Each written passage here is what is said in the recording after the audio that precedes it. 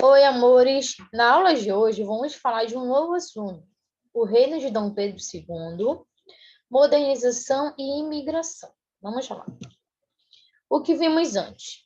Vimos que durante as regências, a unidade do império esteve seriamente ameaçada por rebeliões que aterrorizavam tanto os liberais como os conservadores. Os liberais começaram, então, a dizer que só o imperador podia pôr fim à desordem, tá? Então, a gente tem que voltar lá atrás no nosso último assunto, falar sobre as rebeliões, né? Cabanagem, Balaiada, Sabinada, né? Várias rebeliões que ocorreram nas províncias, porque a maioria dessas províncias estavam passando por dificuldades, principalmente as pessoas mais pobres estavam reivindicando seus direitos. E também muitas delas acreditavam que não gostavam da questão da regência, queriam muitas das vezes que Dom Pedro II, né, chegasse ao poder. Mas na época, 1840, o imperador tinha apenas 14 anos de idade. Os liberais lançaram em jornais e revistas uma campanha que visava justamente antecipar a maioridade do jovem Pedro, tá? Então imagina só que os liberais, os conservadores, vendo que estavam muitas das vezes, principalmente os liberais, vendo que estavam acontecendo várias rebeliões e as regências não estavam sendo aceitas pela população, o que fizeram, né? Começaram a fazer campanhas em jornais, em revistas, justamente para que todo mundo apoiasse a ideia de coroar, né? Dom Pedro II, ou seja, antecipando, né, a maioridade, porque, segundo o decreto que tinha sido feito, Dom Pedro só poderia, né, ser coroado como imperador aos 18 anos. E Pedro ainda tinha 14 anos e meio ainda. Então, para acabar com essas rebeliões, acabaram fazendo essa campanha, né, para que ele fosse titulado logo como imperador. Campanha pela maioridade de Pedro, né? Então, como eu falei para vocês, estavam fazendo uma campanha. Primeiro começou com os liberais fazendo essa campanha, né, movimentando várias pessoas para concordarem, né, com a ideia de que Pedro pudesse sim ser coroado antecipadamente. E aí, com o tempo, os conservadores começaram a observar e vendo que poderia ser algo benéfico para eles também, poderia trazer aquela questão daquela ordem, né, que todos queriam, começaram também a ajudar na campanha.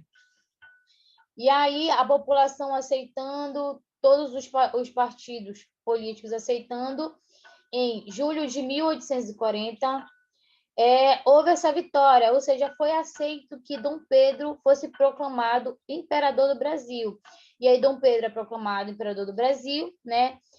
E aí esse episódio, ele é conhecido como o episódio golpe da maioridade, tá? Então, ou seja, foi um golpe, né? Porque a lei dizia que era 18 anos e eles conseguiram que Dom Pedro fosse proclamado imperador com 14 anos e meio, ou seja, quase 15 anos, tá? Esse período é chamado de o início do segundo reinado. Lembrando que o primeiro reinado, né, foi lá o reinado de Dom Pedro I, seu pai, né, Dom João, o seu avô, e agora começava no Brasil o segundo reinado. Bom, partidos e eleições no Império. Existiu vários partidos, tá, políticos, mas dois, de fato, eram o que tinha mais poder no Brasil, que eram o Partido Liberal e o Partido Conservador, tá? Durante o longo reinado de Dom Pedro II, os liberais e conservadores eram os partidos políticos com maior poder, ou seja, eram a elite, as pessoas mais ricas, tá? Quem são essas pessoas? Né? Os seus líderes desses partidos são a elite, né? São comerciantes, são fazendeiros, militares, funcionários públicos, entre outras pessoas, né? Portugueses ricos. Então, vão existir várias pessoas que são essa elite, pessoas mais ricas, os proprietários de terras, né? Então, as pessoas que estão ali nessa organização política. São as pessoas que vão governar para si próprios. Dessa forma, esses dois partidos, sendo os principais do Brasil, eles vão fazer o quê? Eles vão excluir a população mais pobre, né? Aquele escravo, aquele indígena, se tiver, né? Aquele africano, aquele mestiço. Então, eles vão começar a excluir essas pessoas, tá? Aquele português mais pobre. Então, a população mais pobre, ela não é beneficiada politicamente. Essa população mais pobre, ela não entra como um partido político também, ela não tem voz. E aí vai ocorrer o quê? Que vai ocorrer a primeira eleição, tá? Ocorrer a primeira eleição, e nessa eleição vão estar disputando os dois partidos, o Partido Liberal e o Partido Conservador, tá? Nessa eleição vai ocorrer muita violência e fraude. Tia, mas como assim? O que vai acontecer?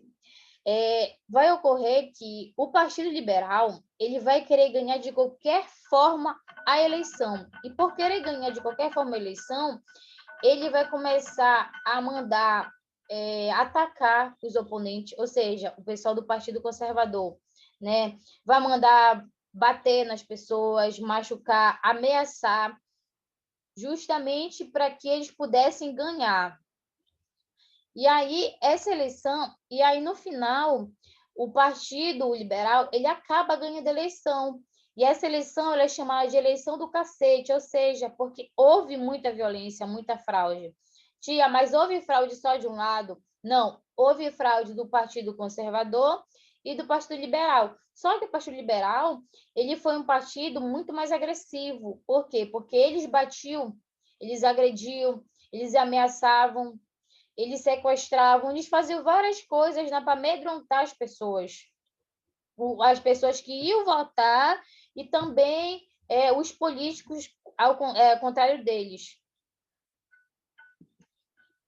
Bom, nesse contexto, essa questão dessa política aí de votação, ela acontece lá no Rio de Janeiro, mas agora a gente vai para o contexto da rebelião de Praieira, tá? Enquanto isso, na província de Pernambuco, há concentração de poder e riqueza, tá? Então, em Pernambuco ainda tinha a questão da concentração e poder e riqueza na mão de poucos. Poucos eram aqueles que tinham acesso, né, a poder e riqueza. Existiam vários fazendeiros, esses fazendeiros governavam, faziam tudo em prol deles próprios. E aí o que acabava acontecendo é que a população mais pobre acabava sofrendo. Por quê, tia? Porque passava miséria, passava fome, né? Os produtos com uma alta muito grande, que às vezes as pessoas mais pobres não conseguiam, muitas das vezes, ter dinheiro para sobreviver. Bom, nesse contexto, a gente tem quem? A família Cavalcante, tá? Essa família Cavalcante, ela é uma família de fazendeiros, né? Então, esses fazendeiros que são a elite, são as pessoas mais ricas. Nessa família, eles vão ter pessoas do Partido Conservador e do Partido Liberal. Ou seja, só essa família Cavalcante comandava, né, ali essa região de Pernambuco, tá? Os portugueses dominavam o comércio. E ainda tinha o seguinte, que o comércio ele era todo governado pelos portugueses. E esses portugueses vendiam, superfaturavam, né, nas suas vendas. As pessoas mais pobres não tinham, muitas das vezes, dinheiro para comprar esses produtos. Um outro ponto que foi um ponto de revolta, né, para haver essa rebelião dos praieiros, foi que o emprego ele era muito escasso. O português ele só dava emprego, né, para algum familiar dele, ele não dava para alguém de fora, né? Para um ex-escravo, ele não dava para uma outra pessoa que não fosse a família dele, o que também gerou uma revolta. Bom, nesse contexto, a gente também tem satisfação de uma população que também é uma elite, mas é uma elite excluída. Por quê? Porque não faziam parte, né, da família Cavalcante. E aí, olha, insatisfeitos, os membros da elite formaram o Partido da Praia, tá? E aí vão ser feita essa formação desse partido, que vai ser chamado Partido da Praia, justamente porque essa elite tinha um jornal, e esse jornal ficava na Rua da Praia. Então, por isso, Partido da Praia. E aí, nesse contexto, a gente também tem o quê? A nomeação do governador conservador. Dom Pedro, ele vai nomear um governador, né, que seja conservador. E isso vai trazer problema. Por quê? Porque esse novo partido, o Partido da Praia, não vai aceitar, né, ser comandado por esse partido conservador, por essas pessoas, principalmente da família Cavalcante. E aí, esses praieiros vão pegar em armas, ou seja, vai começar uma rebelião, né? Um conflito entre esse pessoal do Partido Conservador e esse pessoal do Partido da Praia, tá? Em documento de 1848, o Manifesto do Mundo exigia, né? Então, esse Partido da Praia, eles vão fazer o quê? Eles vão se juntar e vão fazer um manifesto, ou seja, pedir, né, que algumas coisas fossem aceitas, né, para que houvesse uma estabilidade naquela região de Pernambuco. O primeiro voto é o seguinte: o voto livre universal do povo brasileiro. Então, eles queriam que todo mundo pudesse votar, não só a elite, porque até então só a elite tinha o poder, só a elite votava. E acontecendo isso, muitas pessoas, né, acabavam ficando sem poder. Então, a partir desse momento, eles queriam que todo mundo pudesse votar, todo o povo brasileiro. Segundo, a plena e absoluta liberdade de comunicar os pensamentos por meio da imprensa. Então, eles queriam que eles pudessem publicar o que eles quisessem, né, sem censura, ou seja, sem que fosse queimado o seu jornal, sem que houvesse problemas com eles. Então, eles queriam fazer a comunicação, ou seja, publicar o seu jornal sem problema algum. Queriam ser livres para publicar. O trabalho como garantia de vida para o cidadão brasileiro. Então, eles queriam que as pessoas trabalhassem, né, e tivessem dinheiro para sobreviver também, não fossem tão explorados assim. O quarto, o comércio e retalho só para cidadãos brasileiros, né? Então, um outro ponto é que eles também querem que o comércio que o comércio fosse uma coisa muito mais organizada, para todo mundo não ficasse só na mão dos portugueses, né? Porque os portugueses colocavam alto valor, que o comércio fosse livre para todo mundo comercializar do jeito que quisesse, tá? Quinto, a inteira efetiva independência dos poderes constituídos. Então, eles queriam que não houvesse só dois partidos, mas que houvesse vários outros partidos, que todo mundo tivesse vez, tá? O sexto, a extinção do poder moderador e do direito, né? Então, eles também queriam que houvesse a extinção do poder moderador, porque o poder moderador ele ficava na mão do Dom Pedro II. Quando Dom Pedro II não gostava de alguma coisa, ele mandava fechar, ele censurava. Então, eles queriam que não houvesse mais o poder moderador, que as coisas fluíssem normalmente, sem ter aprovação ou não de Dom Pedro II. Tá? Um outro ponto, na rebelião, né, a rebelião, um dos comandantes da rebelião é Pedro Alves de Silva, tá? Ele vai ser uma das pessoas que vai comandar essa rebelião de Praieira, tá? E essa rebelião, uma hora esses praeiros vão ganhar, vão ter sua vitória, né? Uma hora eles vão perder, mas em si, no final, eles vão ser derrotados. Por quê? Porque as tropas imperiais vão chegar lá, né?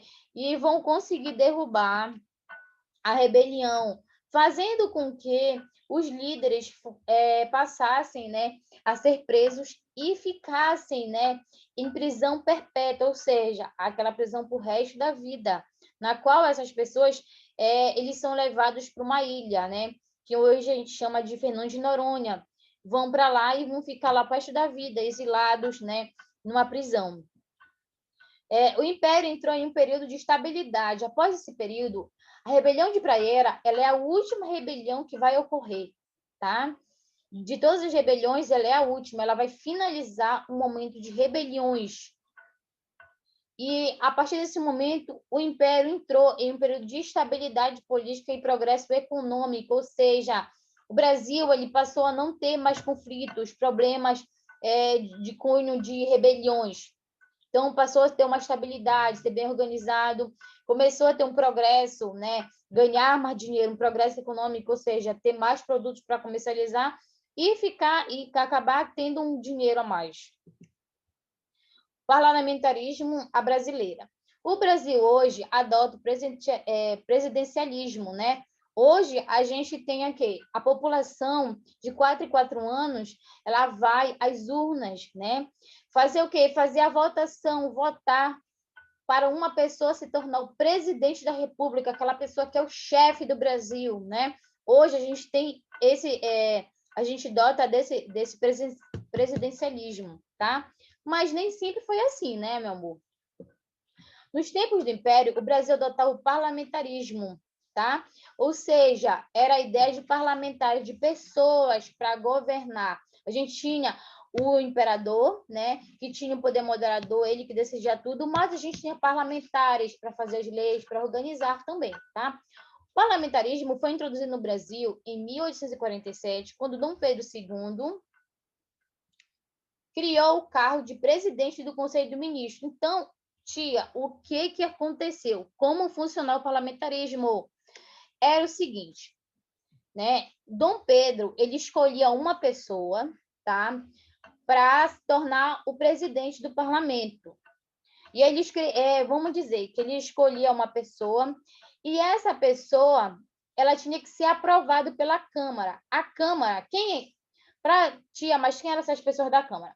Para se ter a Câmara, a população votava para escolher, né, as pessoas que iam ser da Câmara. E aí, uma vez que tivesse uma Câmara formada, esses responsáveis pela Câmara votavam e decidiam se realmente eles queriam aquele parlamentar. Caso ocorresse das pessoas da Câmara não gostarem, né, desse ministro, acabava ocorrendo o quê? Que Dom Pedro intervia, porque ele tinha um poder moderador de decidir se ele queria ou não queria. E aí, caso Dom Pedro não gostasse, né, de fato, dessa pessoa que ele tinha indicado junto com a Câmara, ele dissolvia a Câmara, ou seja, acabava com a Câmara e escolhia uma outra pessoa que ele gostasse, tá? Então, a gente vai ter o quê? Nomeação, essa nomeação ela é feita por Dom Pedro, tá? A gente tem essa Câmara aqui, ela é votada por quem? Pela população, tá?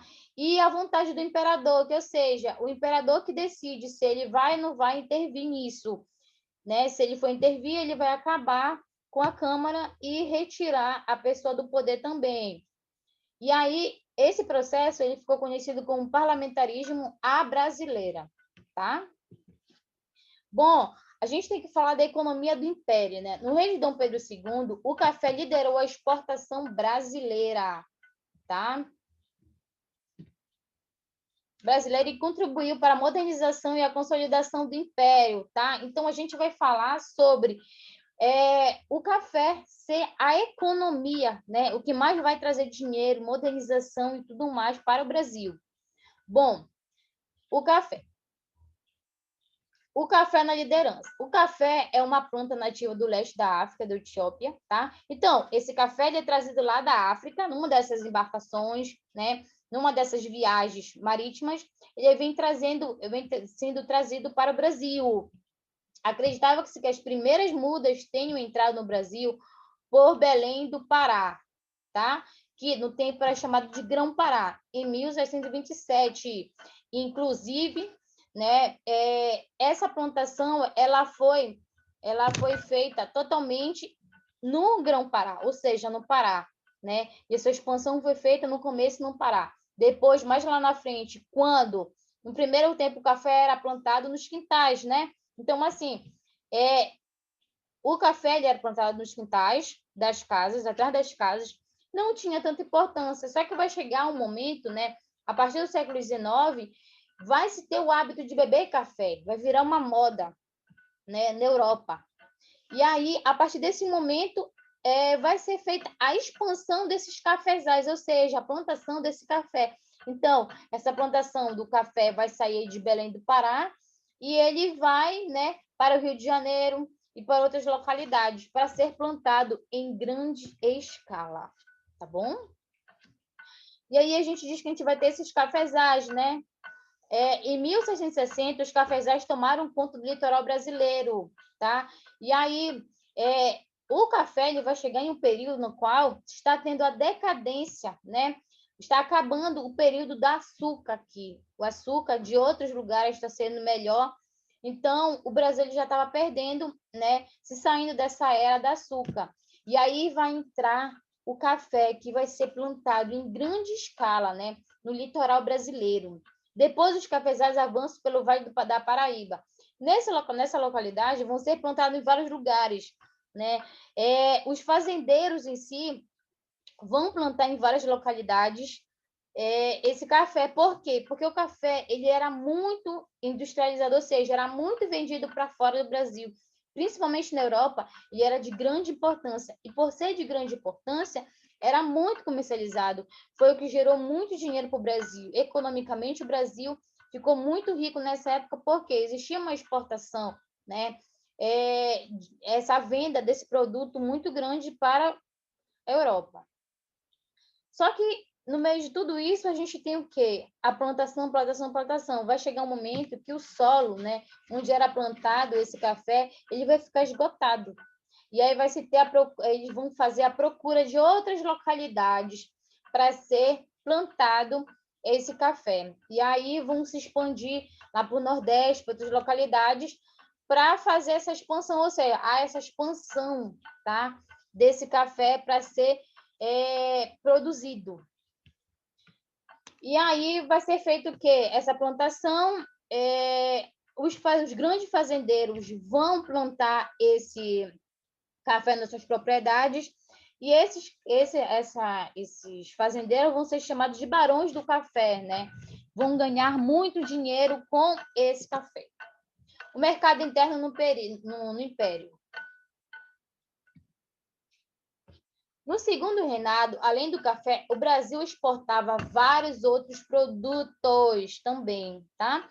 O Brasil, desde o começo, né, da colonização, o Brasil ele vai exportar vários produtos para fora. Castanha do Pará, ele vai exportar algodão, cacau, tabaco, madeira, né? Muitos produtos da Amazônia vão ser comercializados, ou seja, exportados para a Europa. Tá? Na Bahia se destacava por sua produção de cacau e tabaco, já a Amazônia produzia borracha. Tá? Então, na Bahia se tinha a questão do cacau e do tabaco muito forte, ou seja, era o que movimentava a economia, tá? Que movimentava a economia da Bahia. E esse cacau, esse tabaco, ele também é vendido não só para fora do Brasil, mas também internamente, né? No mercado interno aqui, é vendido esses produtos aqui mesmo também. Já na Amazônia, produzia-se a borracha que vai ser a matéria-prima para fazer pneu, para fazer vários produtos lá fora, né? Então, a borracha ela vai ser muito comercializada. Tá? A economia brasileira não dependia apenas das vendas para o mercado externo, ou seja, o mercado lá para a Europa e outras localidades, pois havia também uma venda no mercado interno. Havia essa questão, né, dessa venda externa, que é a venda para fora, e essa venda interna, que era também aqui. Minas Gerais, Rio Grande do Sul, vão ser lugares onde vai se ter também muito essa questão dessa venda interna, tá? Vão vender o charque, né? Vão vender couro, vão vender vários produtos que vão ser muito comercializados aqui também, porque a população daqui era uma população que era de comprar produtos, né? Então, existia também uma comercialização aqui dentro mesmo do Brasil. Bom, o café ele vai proporcionar, né, para o Brasil uma modernização, uma organização. Por quê? Porque vai ser vendido tanto café que vai ter as pessoas, os fazendeiros vão ser muito ricos, e aí vai proporcionar também melhorias, tá? A riqueza conseguida com o café trouxe um notável progresso para a região do Sudeste, tá? Essa região do Sudeste, né, era onde se tinha mais essa plantação de café, ficou muito rica. E aí eles vão acabar colocando algumas regrinhas na qual, né, vão ser a tarifa de Álvares Branco, de 1844, tá? Na qual ele aumentava o valor, né? Ele aumentava a porcentagem, né, dos produtos que eram trazidos de fora para cá. Ou seja, vamos dizer que para a Inglaterra comercializar os seus produtos para cá, para o Brasil, ela precisava pagar um valor a mais, tá? Porque justamente o que necessitava que houvesse a comercialização no mercado interno também, que a riqueza ela também ficasse aqui no Brasil. Também a gente vai ter a Lei Eusébio de Queiroz, de 1850, que ele vai proibir a comercialização de escravos, tá? Vou explicar mais aqui na frente. Em 1854, inaugurou-se a primeira ferrovia no Brasil, tá? E aí vai se inaugurar a primeira ferrovia no Brasil, ou seja, antes da questão da ferrovia, existia a questão das pessoas irem de carroça, né? De charretes, de se locomover dessa forma. E aí era uma locomoção muito devagar.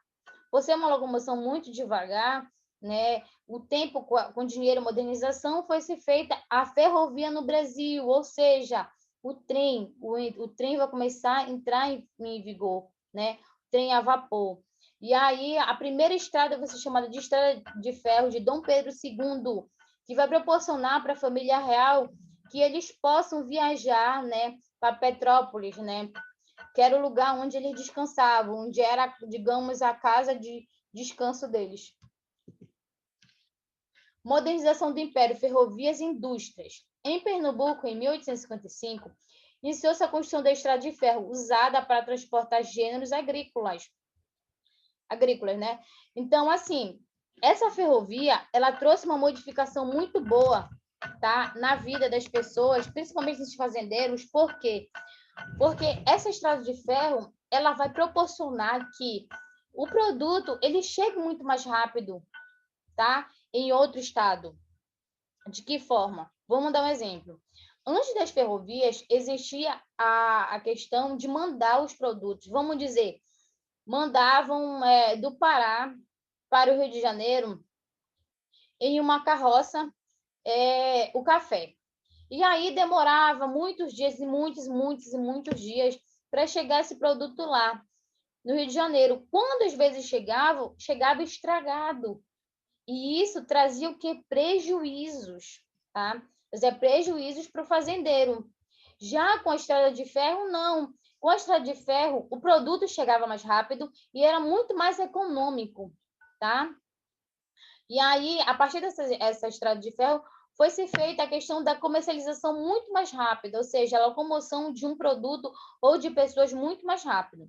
Ferrovia financiada pelos fazendeiros.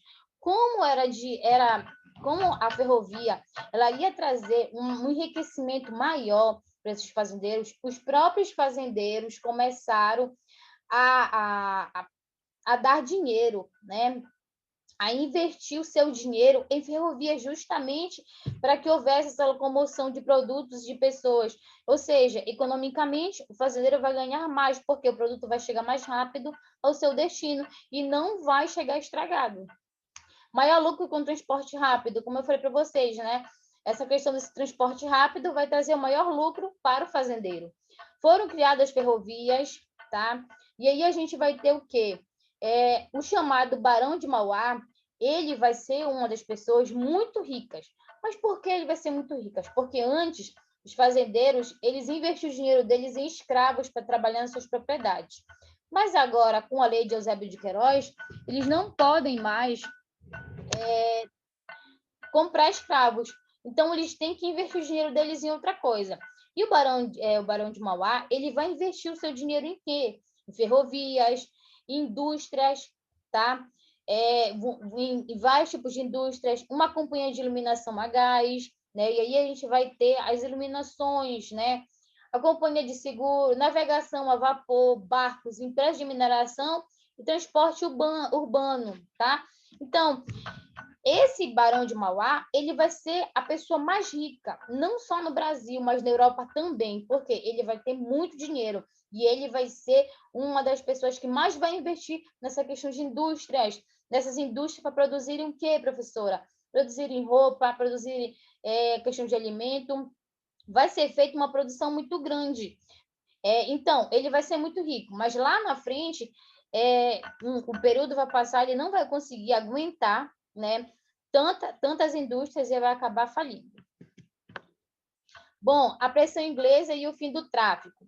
Durante muito tempo, o governo da Inglaterra obteve lucros enormes com o tráfico atlântico, ou seja, com o tráfico negreiro, né? Mas em 1807 decidiu mudar de atitude, proibir a venda de africanos para suas colônias na América em 1833, extinguindo a escravidão nessas colônias.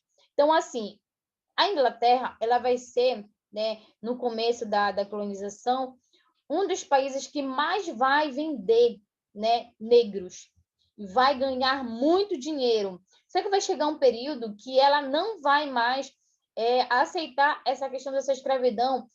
Mas, tia, ela é boa? Ela fez isso porque ela é boazinha? Não, porque a Inglaterra ela queria ganhar alguma coisa em cima disso. Olha lá, o governo inglês passou a combater o tráfico e a escravidão, tá? Então, estava extinguindo a escravidão. A Inglaterra liderou a Revolução Industrial e tinha interesse em ampliar o mercado. Lembra que a Inglaterra ela é a pioneira na Revolução Industrial e, para consumir os seus produtos, né, teria que ter pessoas para consumir seus produtos. Então, se houvesse o fim da escravidão, teriam pessoas que consumiriam das roupas, de sapatos, de produtos que a Inglaterra estava vendendo. Então, ela precisava que houvesse o fim da escravidão. Bom, o açúcar mais caro na Jamaica. A Jamaica ela fazia parte de uma colônia inglesa, né? E aí, quando a Jamaica ela vai ficar livre, né? Vai ter a sua independência, lá os produtos vão ficar mais caros, tá? Mais caros. E eles querem comprar no Brasil. Se houver a questão da libertação dos escravos, vai facilitar muito mais, né? Para eles no Brasil. Os políticos tinham aderido às ideias iluministas, então também os políticos tinham aderido às ideias iluministas, né? Na ideia de fraternidade e tudo mais. Então, pautado em tudo isso, a Inglaterra tinha um interesse muito grande nesse fim da escravidão. Bom, ai meu Deus. Albion Oberden. Mas, apesar do politicamente inglês, o tráfico continuava intenso. O governo da Inglaterra aprovou, em 1845, o Bill Alberden, lei que autoriza os navios ingleses a prender ou afundar navios negreiros. Então, imagina só que a Inglaterra ela conversou muito, né, com os portugueses, com todo mundo, para extinguir, ou seja, acabar com a escravidão. E nesse processo, houveram várias leis, como a lei de Antônio de Queiroz, né? E, nesse sentido, houveram essas leis que proibiam o tráfico negreiro. Só que existia ainda muitos navios que traziam negros clandestinamente. Então, a política inglesa vai fazer o quê? Vai autorizar, através de uma lei, que se houvesse algum navio transportando negros, a polícia inglesa poderia prender todo mundo ou afundar, o que acabou acontecendo muito, tá? Acabou acontecendo muito no Brasil. Um dos pontos é o quê? Quando eram presos, as pessoas tinham uma pena muito grande na Inglaterra, porque era proibido por lei, né, ainda continuar traficando negros, tá? Bom, nesse sentido, a gente vai ter a lei de terras. Dom Pedro vai ficar, nesse sentido, uma situação complicada, porque ele não tem mais negros, né, para trabalhar. E aí, o que vai acontecer? Dom Pedro também vai colocar uma lei de terras. Essa lei de terra, ele dizia o quê? Porque, assim, para acabar a escravidão, então, para ver o fim dessa escravidão, ia ocorrer o seguinte, que o governo português, o governo brasileiro, ele ia deixar de arrecadar dinheiro. Então, Dom Pedro quis alguma forma para conseguir mais dinheiro. E aí tinha umas terras que não estavam popularizadas, ou seja, terras que estavam livres. E aí Dom Pedro achou uma forma de ganhar dinheiro. De que forma? Fez a lei de terras. A lei de terra dizia, ele ele loteou algumas terras, né? Dividiu algumas terras e colocou à venda essas terras. Então, só quem vai comprar essas terras é quem? A elite, as pessoas mais ricas, colocando em si, né, como excluídos ex-escravos, imigrantes, pobres em geral são excluídos, porque são pessoas que não têm dinheiro para comprar terras.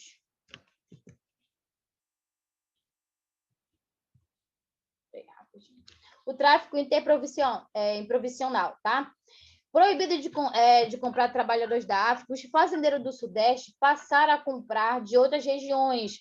A lei da Inglaterra dizia que não poderia trazer escravos, né, da África, da Europa para o Brasil, mas ela não dizia que eles não poderiam vender os escravos no Brasil. E aí, quando chega esse ponto, os escravos vão se tornar muito caros. E aí, como no Sudeste se precisa de muitos escravos, o Sudeste vai começar a comprar escravos do Nordeste, do Norte, tá? Ou seja, das outras regiões, para trabalhar em suas terras, né? Ou seja, nas terras que era para fazer a questão da plantação do café.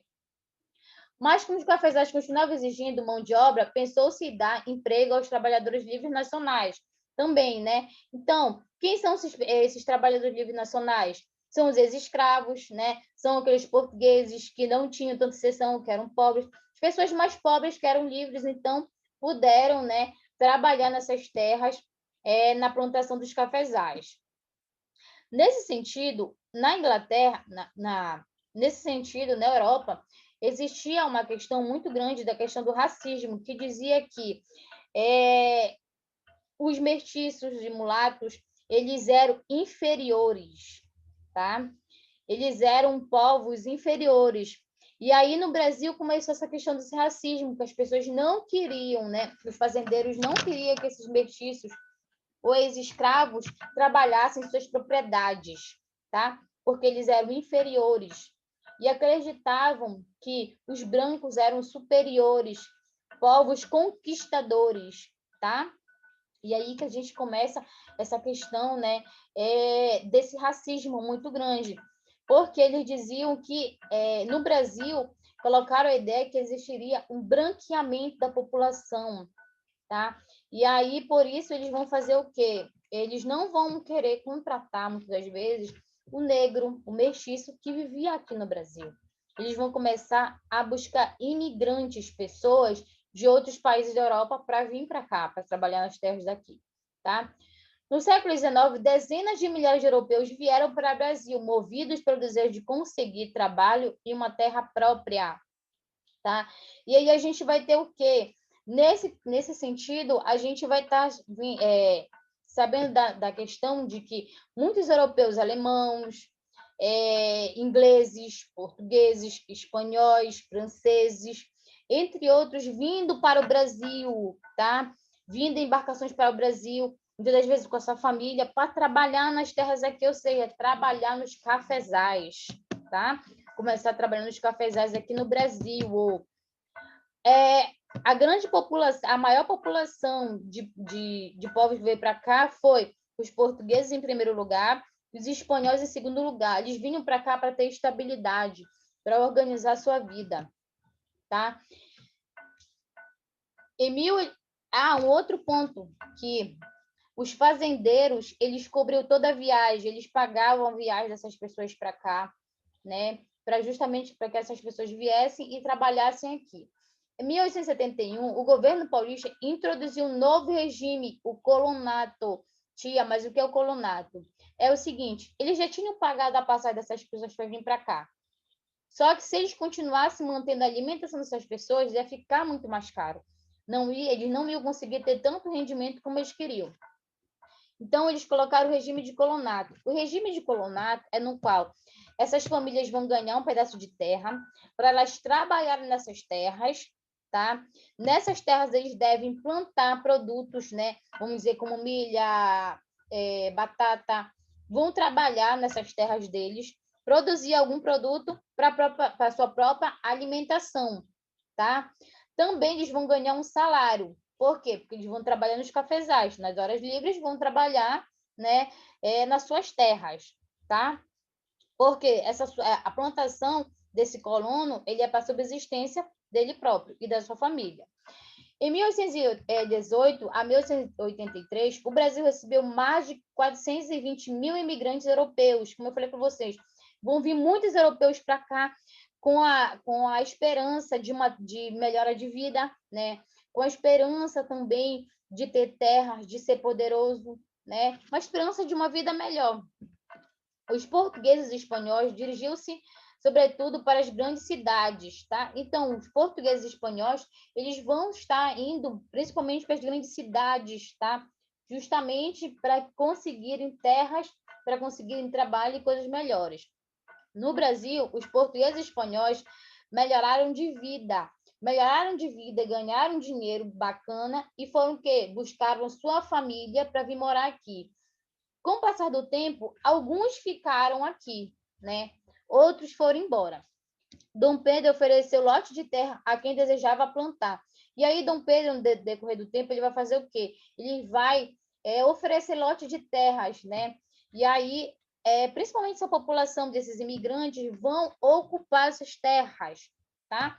Justamente porque Dom Pedro sabia que tinha uma terra que não estava sendo usada. Por não estar sendo usada, então ele vai dar essas terras para as pessoas que não tinham terras, para que houvesse a plantação, fazendo com que essas pessoas protegessem suas terras e também protegessem, né, de possíveis ataques de outros países que quisessem, países ou conflitos que pudesse ocorrer. Até a próxima aula. Beijinhos, amores.